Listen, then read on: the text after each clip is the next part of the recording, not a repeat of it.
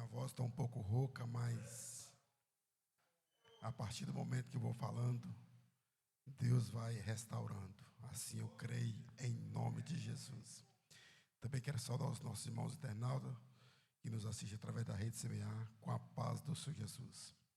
Já é notório de todos, hoje temos um número reduzido aqui devido à nossa festividade, muitos irmãos trabalhando longe, mas já foram justificados, nosso pastor Wagner, o obreiro Miqueias. Tem muitos irmãos, o pastor Santos está aí fora contribuindo nos trabalhos, juntamente com o pastor presidente, para preparar para a nossa grande festa da gratidão. Meus irmãos, lição de número 5, vamos todos ler o texto comigo, o tema, a instituição textual, juntamente com toda a igreja, no 1, 2, 3, então...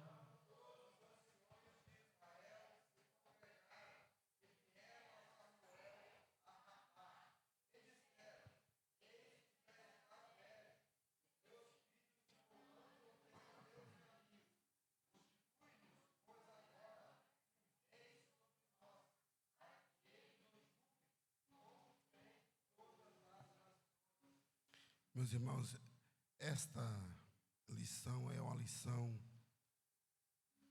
muito atual para o dia de hoje. Eu quero pedir a atenção dos nossos irmãos que estão aqui para ouvir a palavra de Deus. Nós podemos ver que no texto áureo, nós podemos já destacar 2 pontos aqui no texto áureo. Nós podemos destacar 2 exigências dos anciãos de Israel. Ele fala para o profeta Samuel: olha, Samuel, você já está velho. O que os anciãos queriam falar para Samuel? Ele queria falar assim: olha, você já está velho, você já não tem condições de trabalhar mais para Deus. E outra, você, conhecedor da palavra, também já não tem autoridade sobre os teus filhos, eles já não te obedecem. Então, o segundo ponto, ele fala assim: olha, e outra, seus filhos conhecem o caminho que tu serve, mas eles já não andam mais nos caminhos do Senhor. Então, eles falam assim: olha, eles exigem algo para Samuel. Ele fala assim: olha, constitui agora um rei sobre nós, para que nos julgue como tem todas as nações. Porque naquele tempo, meus irmãos, era o tempo dos juízes. Então, os anciãos, ao ver outras nações tendo reis, eles exigiram de Samuel: olha, Samuel, você está velho, já está avançado em idade, não tem mais autoridade sobre os seus filhos, e outros seus filhos desviaram dos caminhos do Senhor. Então, constitui para nós rei sobre Israel. Amém? Todo está atento à palavra de Deus, verdade prática. Vamos lá? Antes de tomar,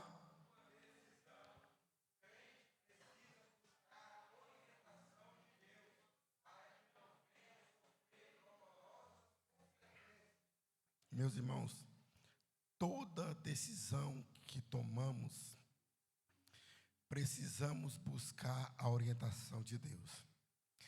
Tem muitas pessoas entrando em dificuldade porque não têm buscado a orientação de Deus. E nós, como conhecedor da palavra, nós temos que ter esse discernimento, temos que ter esse discernimento e saber que nós temos um Deus que nós servimos. Então, antes de nós tomar qualquer decisão, meus irmãos, nós devemos buscar a Deus, orar a Deus, pedindo que Ele haja em nosso favor sobre aquele propósito que nós apresentamos a Deus. Às vezes fazemos um propósito, fazemos de maneira tão precipitada que muitos sofrem grandes consequências. Por quê? Porque não pediu a orientação de Deus. Vamos prosseguir. A introdução, vamos lá, lê a introdução comigo. Ao tratar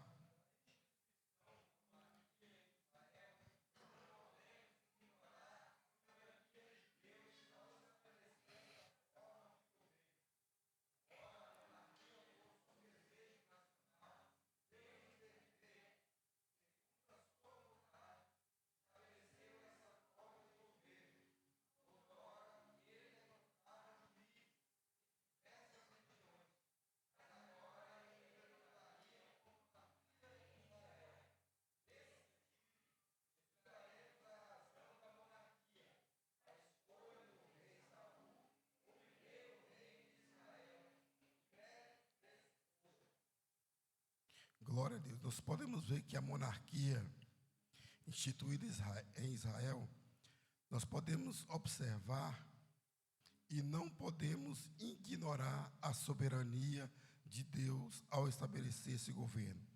Mesmo o povo querendo escolher alguém, foi pela vontade de Deus que Saul foi rei em Israel. Embora a monarquia fosse um desejo nacional, ou seja, um desejo do povo, Deus interveio e, segundo a sua vontade, estabeleceu essa forma de governo. Então, toda liderança, todo governo, meus irmãos, é instituído por Deus. Amém? Vamos prosseguir no primeiro tópico. Por que a monarquia? O subtópico, um sentimento de orgulho. Vamos ler comigo, um sentimento de orgulho nacional. Eu quero que vocês leiam somente até ali, ser líder espiritual do mundo, só até ali só. Eu quero que vocês só leiam essa parte aí. O desvio de Israel.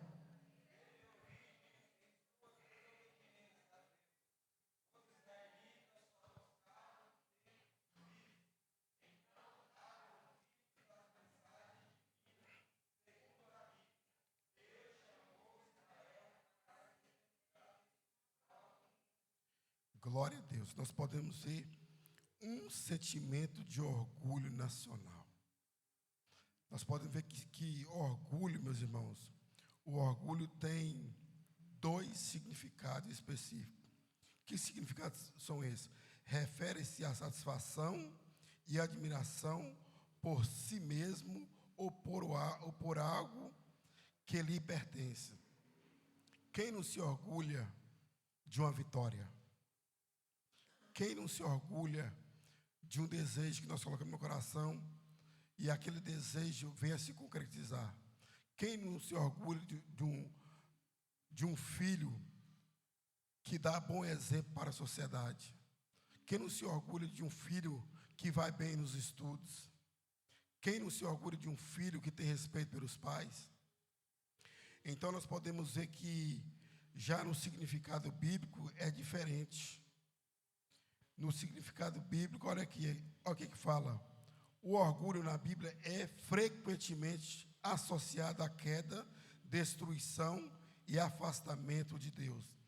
Então, nesse subtópico, nós podemos ver que, através deste orgulho nacional, o que houve? A primeira coisa que houve aqui, houve o desvio do povo de Israel em desobediência a Deus. Nós podemos ver que os israelitas buscavam a Deus, meus irmãos, só na época de crise. Então eles davam ouvido à mensagem divina. O que acontece com isso? Quando eles buscavam a Deus, que estava naquela época de crise, que Deus abençoava, aí entrou o orgulho no coração deles. Eles falavam assim: não, agora a minha vida, o governo da minha vida, mando eu. Agora eu que decido o que eu tenho que fazer da minha vida. Então eles estavam colocando os desejos deles acima dos desejos de Deus. Um orgulho nacional. Então, esse orgulho nacional trouxe o quê? Trouxe consequência para o povo de Israel. Então, nós podemos ver que o povo, ao ter esse orgulho nacional, eles enveredou pelo mesmo caminho das outras nações. O que quer dizer isso? Olha, eles falaram assim: olha, não, se as outras nações têm reis, nós também queremos ter nosso rei. Se as outras nações teve direito de um rei, nós também queremos ter direito de um rei. Então, assim, por meio do orgulho nacional, os israelitas foram levados a pedir o rei antes da hora, meus irmãos. Deus sabia que ia acontecer isso, mas colocou a carruagem na frente dos bois. Eles pediram antes da hora um rei. Então, neste caso, adotar o regime monárquico, segundo o modelo pagão, significava rejeitar a liderança divina representada por Samuel. Então, eles rejeitaram essa liderança que estava sob os comandos de Samuel. Então, dessa forma, os israelitas procuraram escolher uma política meramente humana. Então, ele falou assim: não, a nossa política, eu quero a política humana. O Deus que nós servimos, nós vamos colocar de lado, porque Ele já nos abençoou. Então, houve esse orgulho por parte do povo de Israel, fugindo da sua real vocação sacerdotal e profética. Então, eles abandonaram a vocação sacerdotal e profética, seguindo suas próprias ambições, os seus próprios desejos. Meus irmãos, há perigo quando o povo de Deus deixa sua verdadeira vocação para imitar instituições terrenas. Esse é um grande perigo, imitando instituições terrenas. Nós temos um Deus que está no comando e no controle de todas as coisas. Nós temos um Deus que nós temos que pedir a orientação divina. E Ele vive e reina em nosso meio. Amém? Vamos para o segundo subtópico, o fracasso. Agora, o fracasso dos filhos de Israel. Este era o contexto dos israelitas. Eu quero que você só leia essa parte aí, a Arca da Aliança.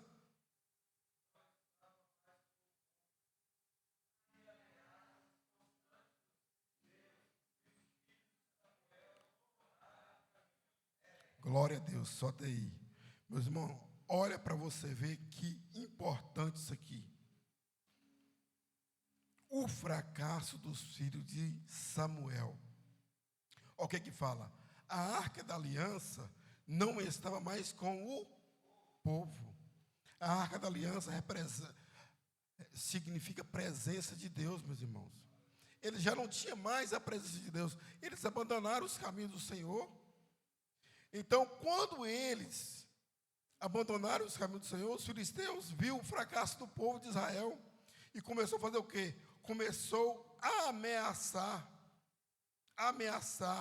não só o povo, mas os filhos de Samuel, porque os filhos de Samuel já não tinham condições mais de julgar o povo, porque eles já não andavam nos caminhos do Senhor. Então, nesse sentido, o pedido dos anciãos tocou o coração do profeta. Então, quando os anciãos viram que o povo de Israel estava sendo ameaçado pelos filisteus, o que os anciãos fizeram? Foi atrás do profeta Samuel e falou o que ele falou? E falou assim: olha, o pedido dos anciãos tocou o coração do profeta, pois ele sabia que os filhos não tinham condições morais nem espirituais para substituí-lo. Eles falaram assim: ó Samuel, olha, os seus filhos já não têm condições de dar à frente da nossa cidade. Não pode, eles já não têm condições de governar mais sobre nós. Por quê? Porque eles desviaram dos caminhos do Senhor. E qual pai que quer ouvir alguém falando mal de um filho?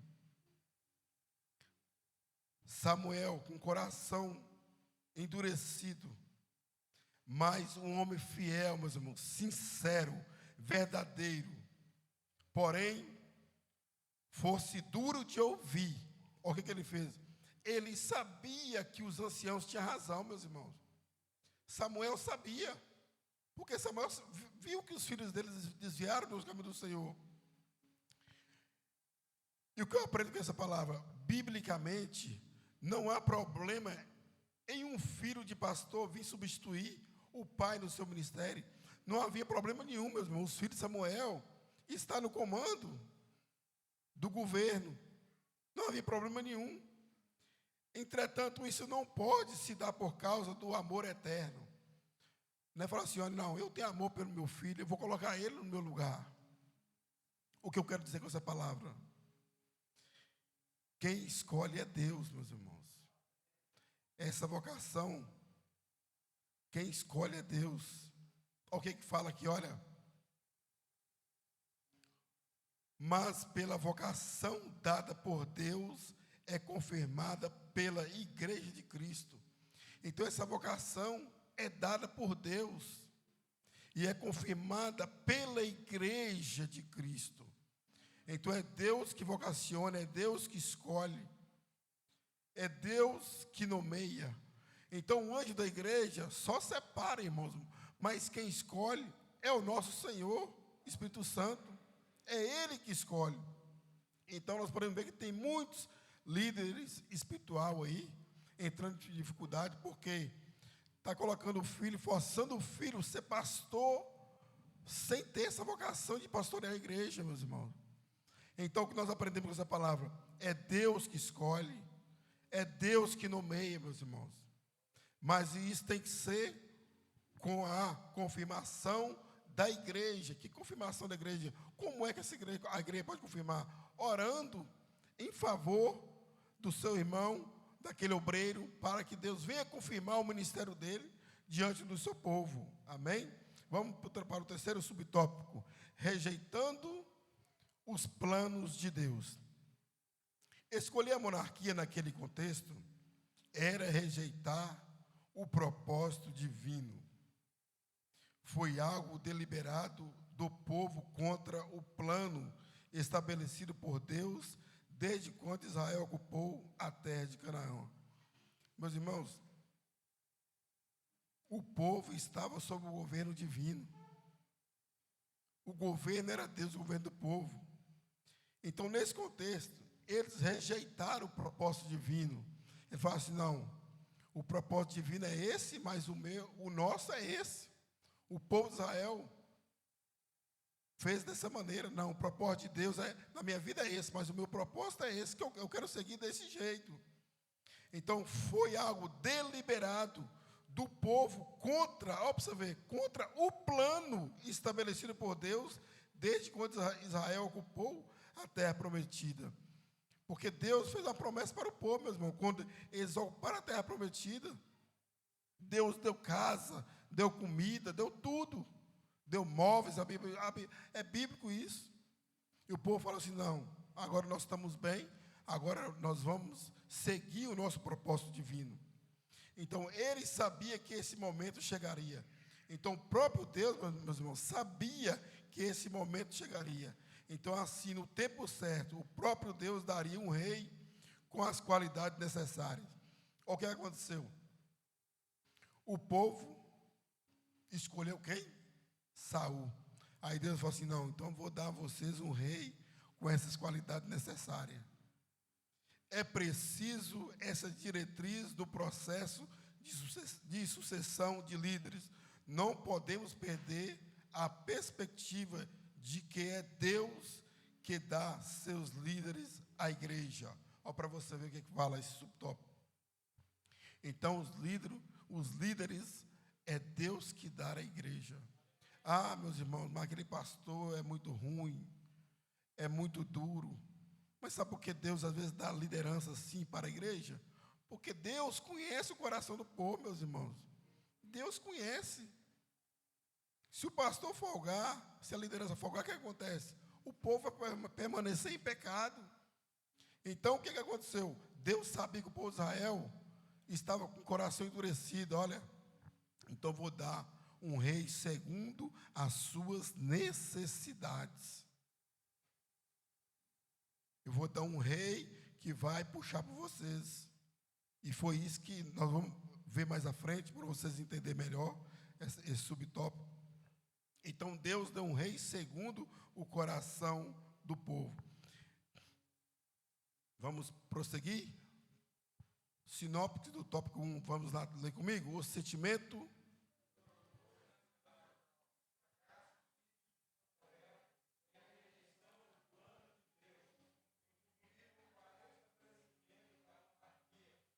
Glória a Deus. Então, foi através da rejeição, do fracasso dos filhos de Samuel, que Deus contribuíram para o estabelecimento da monarquia.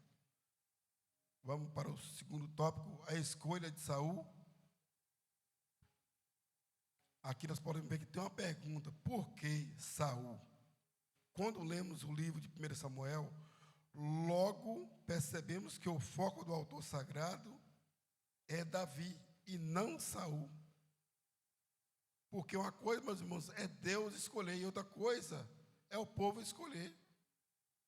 Então, se Saul foi o primeiro rei de Israel, por que o foco da narrativa não recaiu sobre ele? Outra pergunta que fala: se Saul foi o primeiro rei de Israel, por que o foco da narrativa não recaiu sobre ele? Porque Saul não estava nos planos de Deus para o povo, meus irmãos. Não era Saul que estava no plano de Deus, nos planos de Deus para ser rei de Israel. Era Davi. Então nós podemos considerar que o primeiro momento, o rei Saul foi ungido pela soberana vontade de Deus. Então nós podemos ver que Saul foi rei porque Deus, em primeiro momento, ungiu Saul pela sua soberana vontade.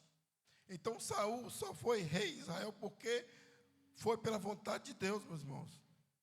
Não foi porque o povo disse, não, eu quero esse. Se Deus falasse, não, vocês querem esse, mas eu não vou dar esse.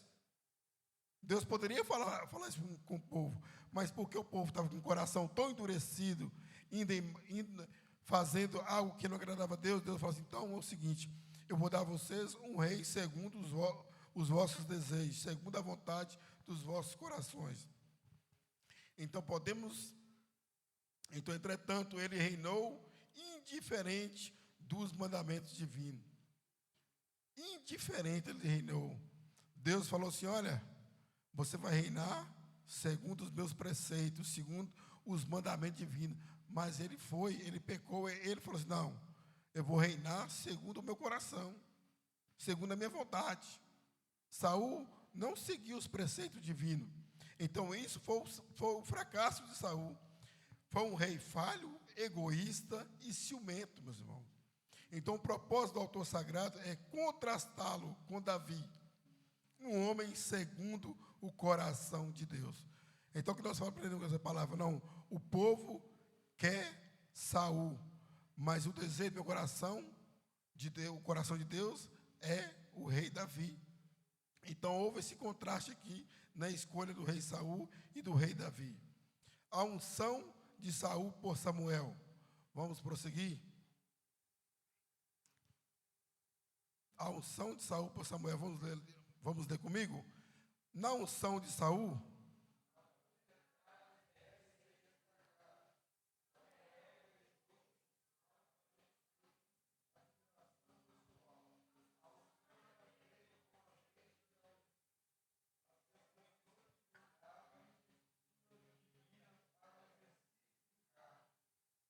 glória a Deus. Olha, essa parte também é muito importante. Na unção de Saul, alguns detalhes devem ser destacados. O primeiro detalhe, Samuel o beijou em sinal de afeição e admiração pessoal. Então nós podemos ver aqui que houve ali algo por parte carnal, meus irmãos, por parte afetiva. Nós podemos ver ali que houve esse sinal na primeira escolha. Então a unção naquela altura era feita com o azeite de oliva. A cerimônia simbolizava a investidura divina para o exercício do cargo. Os que são separados por Deus já são diferentes. Os que são separados por Deus para a sua obra já têm a unção do Espírito Santo. Olha a diferença de quando um homem escolhe e olha a diferença de quando Deus escolhe, juntamente com a igreja. Ele já recebe ali a unção do Espírito Santo. O que quer dizer a unção do Espírito Santo? Ele recebe ali a capacidade que vem do alto para o exercício do santo ministério, meus irmãos. Então é algo maravilhoso que Deus dá sobre aqueles que é ungido pelo anjo da igreja. Então, quando Deus escolhe, Ele dá uma unção espiritual, a unção dos céus.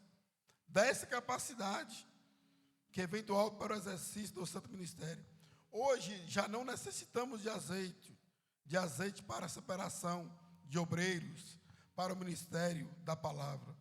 Basta a imposição de mãos do presbitério. Hoje é diferente, meus irmãos. Hoje basta a imposição de mão para o ministério. É tanto que nós podemos observar que quando é separado alguém, o pastor, o anjo da igreja chama quem? Chama os outros pastores para impor a mão sobre aqueles que estão separados para o ministério, para fazer sua obra, somente a imposição de mãos, amém? Vamos prosseguir.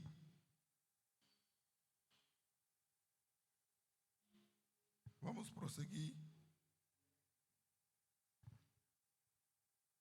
Sinopse do tópico 2. Saul foi ungido rei por Samuel pela vontade soberana de Deus.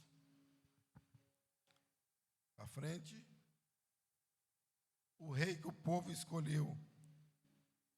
Não tem que voltar atrás aí, parece que pulou um subtópico. Os sinais de confirmação da unção. Os sinais de confirmação da unção.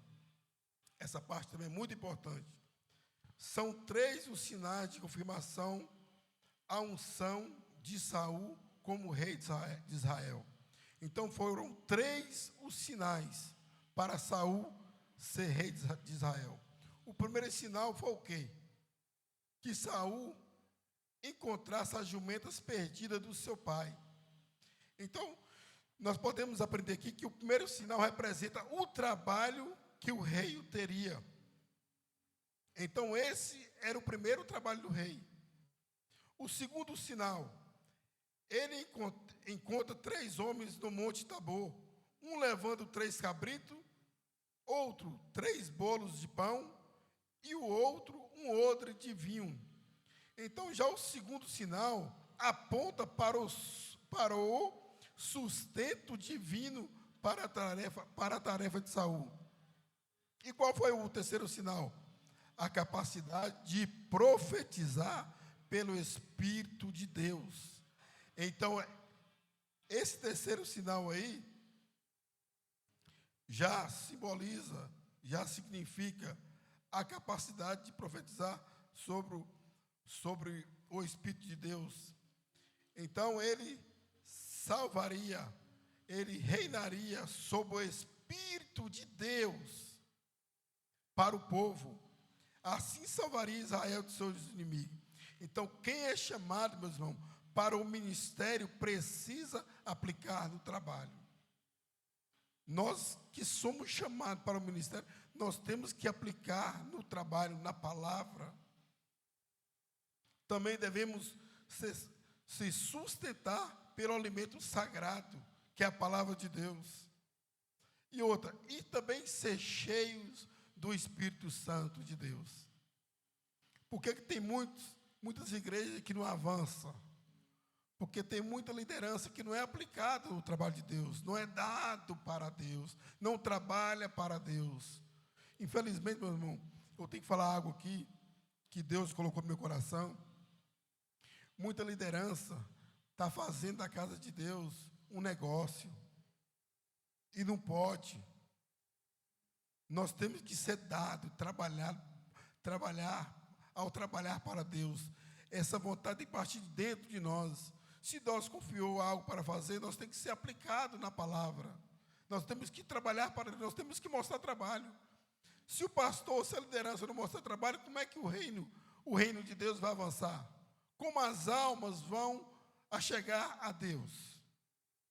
Como vai ter libertação de vidas? Como vai ter restauração de famílias? Então, toda liderança tem esse compromisso. Quem é chamado para o ministério precisa aplicar-se ao trabalho, sustentar-se pelo alimento sagrado, que é a palavra. Olha o que fala. Tem que ser sustentado pelo alimento sagrado. Tem que conhecer da palavra. Porque já pensou a liderança, um pastor subir no altar para pregar e ser como lata vazia, não pregar a palavra de Deus? Tem que ser sustentado pela palavra. E para ser sustentado pela palavra, nós temos que ser aplicado. Temos que ser obediente, lendo, meditando na palavra. E outro, mais importante, e estar cheio do Espírito Santo. Vamos para o terceiro subtópico. Vamos lá. Uma escolha pautada na aparência. Vamos ler comigo, me ajuda que minha voz já está. Vamos ler comigo no 1, 2, 3.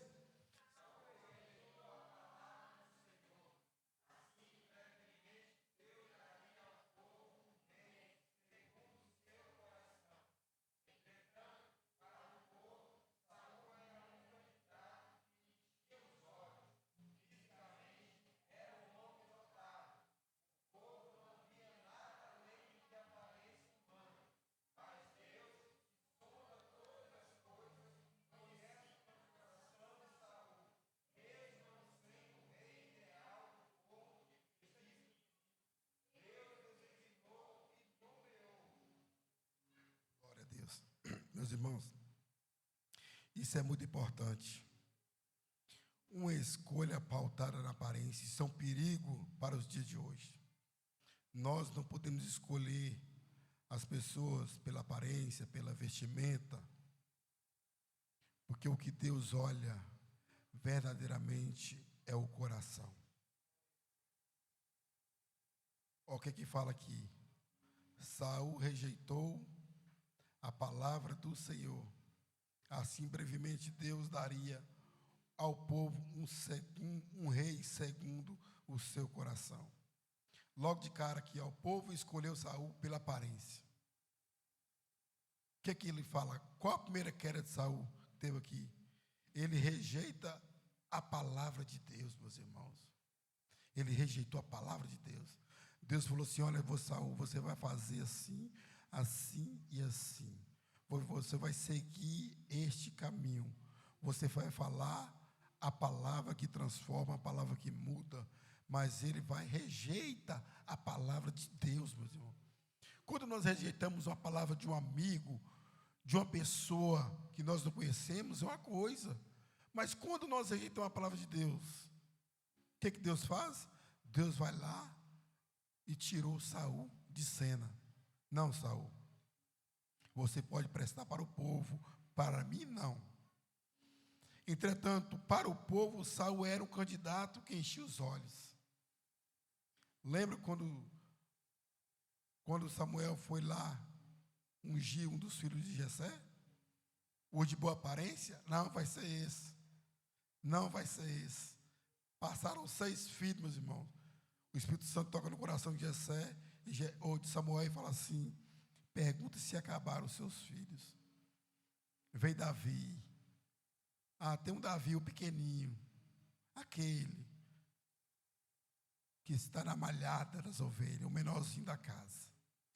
Então, quando Davi chega, meus irmãos, Deus fala para Samuel: é este que vai governar a nação de Israel. A palavra de Deus é muito linda, meus irmãos. Então, fisicamente, era um homem notável. Diz que Saul, meus irmãos, tinha uma aparência que enchia os olhos de qualquer mulher, meus irmãos. Diz que o homem era bonito, era notável. Tinha estilo de rei, altura, vestimenta, aparência. Então o povo não via nada além de aparência humana. Olha para você ver. Mas Deus, que sonda todas as coisas, conhecia o coração de Saul. Olha para você ver. É bonito, tem boa estatura, tem estilo de rei, mas eu conheço teu coração. Deus conhecia o coração, meus irmãos. Deus conhece o nosso coração, meus irmãos. Nada fica oculto diante de Deus. Algo bom é quando nós obedecemos a palavra de Deus. E o que se chama a atenção de Deus, sabe o que é? Humildade. Isso é algo que eu acho que chama muita atenção do nosso Deus, se chama humildade, meus irmãos. E a humildade de Davi levou ele a ser rei de uma grande nação. Mesmo não sendo o rei ideal, do ponto de vista divino, Deus o designou e o nomeou. Mesmo ele não sendo, Saul não sendo, mas Deus designou e nomeou. Foi o que eu falei momentos atrás. Então, quem escolhe líderes é Deus. Mesmo Saul não sendo um rei perfeito, Deus falou assim: não, vou nomear porque eu conheço o coração do povo. Meus irmãos, o que está acontecendo hoje no mundo? As lideranças, os presidentes das nações. E o povo está sofrendo, sabe por quê? Porque Deus conhece o coração do povo. Conhece que o povo desviou dos caminhos do Senhor, meus irmãos. Aí Deus disse: não, vou colocar um presidente para puxar por vocês, para cobrar de vocês. Trump está ali, Trump é ruim. presidente Trump é ruim? Ô, meus irmãos, Deus sabe do coração daquele presidente. Deus, às vezes, levantou ele para apertar com as nações, porque outras nações não estão fazendo a vontade de Deus, meus irmãos. Dá para ver bem que ele tomou o coração que aqueles que querem entrar em diálogo com ele, ele vai lá e negocia. Se ele tivesse um mau coração de tudo, de todo mau coração, ele disse, não, a minha taxa vai ser essa, é essa que eu vou aplicar. Meus irmãos, Deus levanta quem Ele quer, na hora que Ele quer e quando Ele quer. E Deus dá reis, dá líderes, segundo o coração do povo. Então, o que está acontecendo hoje no mundo é bem atuais para essa lição que nós estamos estudando. Vamos prosseguir, para nós finalizar. Os direitos do novo rei. Os direitos do novo rei. O profeta Samuel esclareceu que o rei teria os seguintes privilégios. Que rei era isso? Saul. Olha, todos estariam sob o poder do novo rei e prontos para servi-lo na guerra. Olha para você ver o que o povo ia passar. O povo estaria pronto para servi-lo na guerra, no trabalho no campo, e da cozinha real, na implantação de impostos, no confisco de escravos para o trabalho, na produção de perfumes e na cobrança dos dízimos da produção. Então, o que nós aprendemos com essa palavra? Deus falou assim, olha, vocês que é o rei Saul, vai ter essas obrigações para vocês. Vocês vão servir o rei com esses seguintes privilégios. O rei vai ter privilégios, vocês vão pagar impostos, vocês vão trabalhar para ele, vocês vão sustentar ele, muitos vão trabalhar como escravo. Então, meus irmãos, nós podemos ver que o rei tinha direito. Então Deus disse, olha, vou conceder Saul, mas ele vai ter esse direito. Vocês querem? Querem. E o que aconteceu? O povo padeceu, porque eles escolheram e escolheram mal. O que eu aprendo com essa palavra? Quando nós escolhemos e escolhemos mal, certamente sofreremos consequências do céu, meus irmãos. Então, assim as exigências descritas por Samuel faziam parte do novo sistema político que o povo tanto desejava, um padrão desenvolvido pelas nações gentílicas. No Novo Testamento há recomendações evangélicas de como o cristão deve se portar na forma de governo político temporal vigente. Então essas foram as exigências de Deus para o povo. Assim, olha, vocês vão querer Saul, mas as mesmas condições vão ser essas. E o povo padeceu porque escolheram mal. Vamos para o terceiro subtópico, o novo sistema político e o aspecto teológico. Deus sempre cuidou de Israel. O que é que fala aqui, meus irmãos? Só aqui nós aprendemos muito. Deus sempre cuidou de Israel. O que é que nós aprendemos essa palavra? Deus sempre cuida de nós. Deu-lhe mandamentos, escolheu lideranças para representá-los em momentos ímpares, difíceis. Fez com que o povo se arrependesse e voltasse para ele muitas vezes.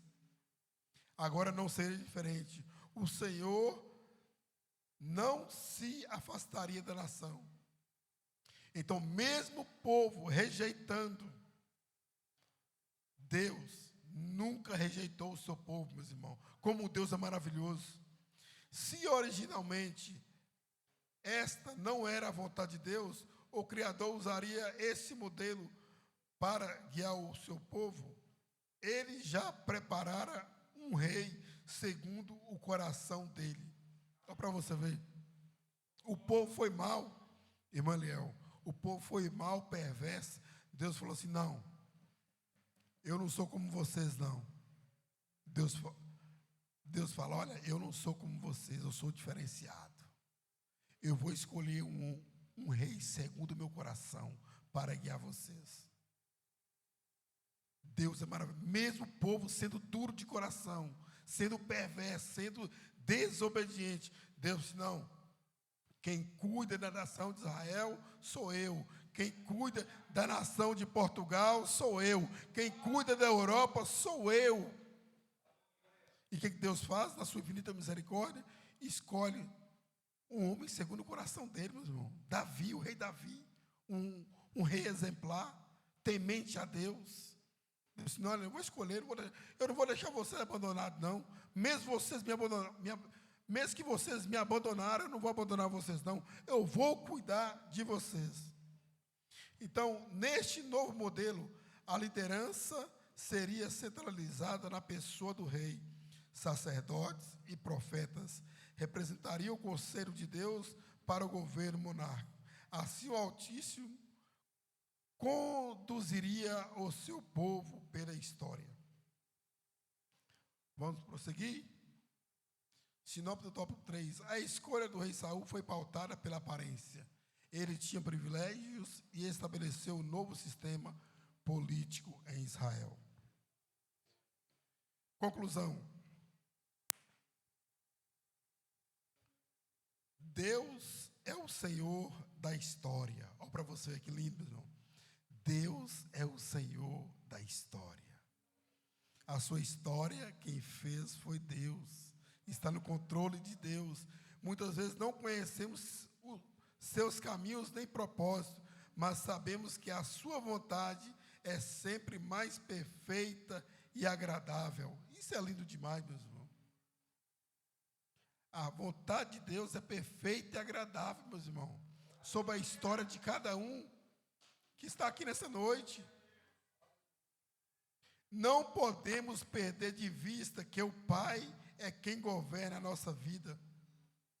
Não podemos perder de vista, meus irmãos, quando nós colocamos Deus no centro da nossa vida, não tem como dar errado. Levita de Leia, não tem como dar errado, não.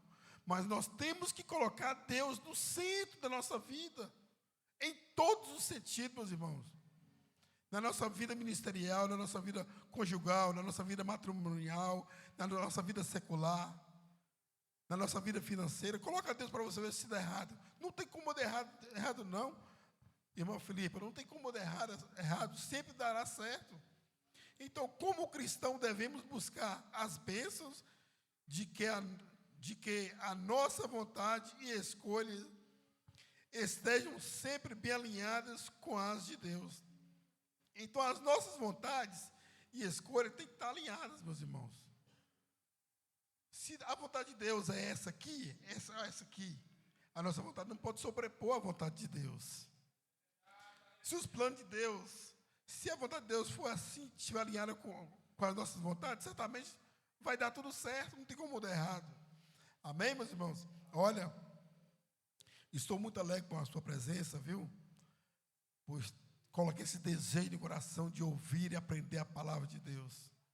E desde já eu quero agradecer a todos, que Deus continue abençoando a sua vida, guarda essa palavra no teu coração e aplica no seu dia a dia, porque eu creio que o que Deus tem reservado para nós é muito mais daquilo que nós imaginamos ou até pensamos. Amém? Quero convidar a igreja para se pôr de pé.